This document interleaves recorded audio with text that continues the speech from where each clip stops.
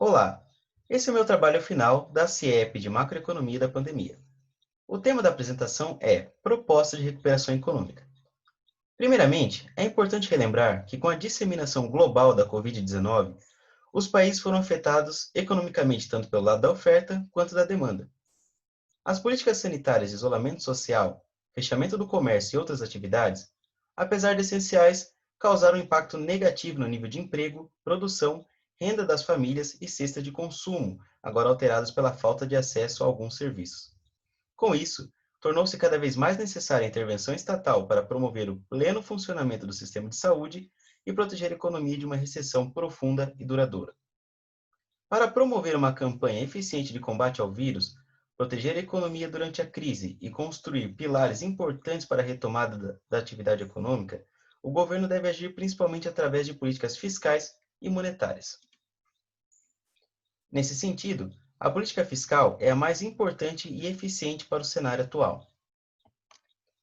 Podemos separar as propostas em principais, sendo aquelas que devemos buscar alcançar com certeza, e as secundárias, necessárias para possibilitar o sucesso das metas principais ou auxiliar o combate ao vírus. Em relação à política fiscal, temos como objetivo principal proteger o lado da oferta, manter o nível essencial de demanda e evitar uma trajetória explosiva da relação dívida-PIB. Mais precisamente no lado da oferta, é importante fazer uma mini reforma trabalhista, que gere uma adaptação da relação empregador-empregado, possibilitando uma suspensão temporária dos trabalhadores com o auxílio do governo. Dessa forma, o empregador não tem custos com salários e o trabalhador não tem perda total no nível de renda. Seguindo essa linha, é importante que haja uma simplificação de impostos para que o processo produtivo seja menos custoso para o empregador. O governo também deve agir concedendo empréstimos para pequenas empresas, microempreendedores e trabalhadores informais, que são os mais afetados durante a crise.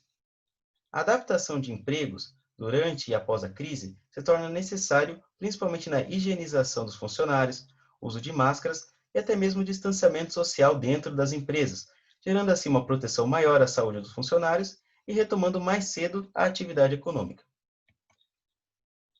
No lado da demanda, é preciso conceder um auxílio financeiro temporário para as famílias que ficaram desempregadas durante o período da crise. Esse benefício adicional garante uma renda mínima para as famílias mais pobres, e para aquelas que caíram na pobreza extrema, é preciso que haja uma expansão dos benefícios como Bolsa Família, possibilitando o acesso a bens essenciais como alimentos, vestuários, planos de saúde e remédios. A questão da relação dívida-PIB também é importante, pois ela envolve a confiança dos tomadores da dívida com as atitudes do governo. Nesse sentido, é importante evitar gastos permanentes que promovam o crescimento da trajetória dessa dívida. Após a crise, é essencial retomar a política de teto de gastos, evitando investir em projetos ousados de infraestrutura e saneamento básico que só vão aumentar a dívida do governo sem melhorar a situação no curto prazo. Outra medida que deve ser evitada é a utilização das reservas cambiais como forma de abatimento da dívida, pois ela não resolve o problema em si e apenas diminui um pouco o saldo total, sendo necessário acabar com o crescimento da relação dívida-PIB. Em relação ao combate ao vírus, é essencial que o governo conceda uma ajuda financeira e adie o pagamento de dívidas de estados e municípios, para que eles possam investir o dinheiro adicional em hospitais de campanha, contratação de médicos, compras de equipamentos, distribuição de máscaras e luvas e expansão de leitos hospitalares. Seguindo essa mesma linha, é preciso que o governo financie pesquisas em universidades em busca de vacinas e curas para o vírus. Dessa forma, o governo consegue salvar mais vidas e retomar a atividade econômica mais cedo. Em paralelo a essas ações, é importante que haja campanhas de vacinação e prevenção de outros vírus, como sarampo, febre amarela e gripe. Dessa forma, reduzindo as ocupações de leitos e UTIs. É necessário também que haja uma reforma tributária que busque por eficiência e progressividade, gerando maior justiça social. Importante também que sejam criados impostos sobre grandes fortunas e lucros e dividendos, o que não é cobrado no Brasil atualmente. Seguindo essa linha, é importante promover a redução de renúncias fiscais. Essa proposta, assim como a anterior, ajuda a gerar uma renda adicional para o governo, podendo destiná-la ao combate à pandemia. A redução das distorções nas cadeias produtivas gera menor custo aos empreendedores, se mostrando uma proposta necessária.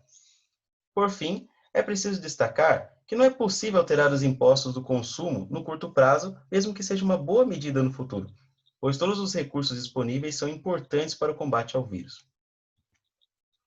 As políticas monetárias não são tão eficientes quanto as fiscais, mas ajudam na questão da oferta e demanda. As principais propostas de política monetária são a ampliação da liquidez bancária, redução de juros e a preservação das metas de inflação. Na questão de liquidez, é importante para que haja liberação de crédito a empresas e famílias necessitadas durante a crise. O Banco Central também deve agir com operações de compra e venda de compromissadas, gerando maior liquidez no sistema financeiro. A redução dos compulsórios também auxilia no aumento da base monetária como um todo, porém não é tão eficiente quanto a política fiscal, pois não é garantido que os bancos usem esse dinheiro adicional para transferir recursos a empresas e famílias em forma de empréstimo, pois eles usam critérios discriminatórios. Nesse sentido, os auxílios concedidos pelo governo são mais eficientes, pois chegam direto a quem precisa, sem questões de discriminação. A política de juros baixos é importante para gerar crédito barato para empresas e famílias. Além disso, também gera uma redução dos custos com os juros pagos pela dívida pública. Entretanto, é necessário tomar cuidado para não cair na armadilha da liquidez, em que a política de juros perde a sua eficiência, podendo também gerar uma perda de atratividade dos títulos brasileiros em relação a países com menos risco. Por fim, é importante manter o comprometimento com as metas de inflação, que é uma política que tem dado certo no Brasil há muitos anos.